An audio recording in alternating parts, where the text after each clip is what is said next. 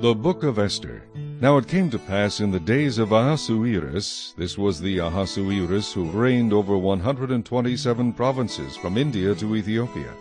In those days when King Ahasuerus sat on the throne of his kingdom, which was in Shushan the citadel, that in the 3rd year of his reign he made a feast for all his officials and servants, the powers of Persia and Media, the nobles, and the princes of the provinces being before him, when he showed the riches of his glorious kingdom, and the splendor of his excellent majesty for many days, 180 days in all.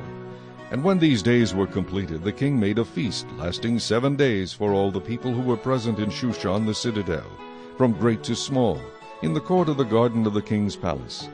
There were white and blue linen curtains fastened with cords of fine linen, and purple on silver rods and marble pillars, and the couches were of gold and silver on a mosaic pavement of alabaster, turquoise, and white and black marble. And they served drinks in golden vessels, each vessel being different from the other, with royal wine in abundance, according to the generosity of the king. In accordance with the law, the drinking was not compulsory, for so the king had ordered all the officers of his household that they should do according to each man's pleasure. Queen Vashti also made a feast for the women in the royal palace, which belonged to King Ahasuerus. On the 7th day, when the heart of the king was merry with wine, he commanded Mehuman, Biztha, Harbona, Bigtha, Habagtha, Zethar, and Carcas, 7 eunuchs who served in the presence of King Ahasuerus, to bring Queen Vashti before the king, wearing her royal crown, in order to show her beauty to the people and the officials, for she was beautiful to behold. But Queen Vashti refused to come at the king's command, brought by his eunuchs. Therefore the king was furious, and his anger burned within him. Then the king said to the wise men who understood the times, for this was the king's manner toward all who knew law and justice, those closest to him being Karshina, Shethar, Admatha, Tarshish, Meres, Marsina, and Memucan, the 7 princes of Persia and Media, who had access to the king's presence, and who ranked highest in the kingdom,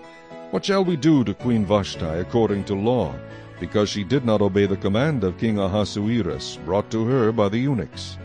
And Memucan answered before the king and the princes, Queen Vashti has not only wronged the king, but also all the princes, and all the people who are in all the provinces of King Ahasuerus. For the queen's behavior will become known to all women, so that they will despise their husbands in their eyes, when they report, King Ahasuerus commanded Queen Vashti to be brought in before him, but she did not come. This very day the noble ladies of Persia and Media will say to all the king's officials that they have heard of the behavior of the queen. Thus there will be excessive contempt and wrath.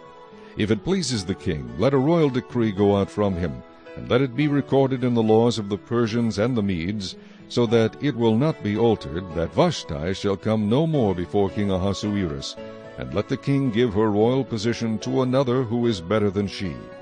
When the king's decree which he will make is proclaimed throughout all his empire, for it is great, all wives will honor their husbands both great and small. And the reply pleased the king and the princes, and the king did according to the word of Memucan. Then he sent letters to all the king's provinces, to each province in its own script, and to every people in their own language, that each man should be master in his own house, and speak in the language of his own people.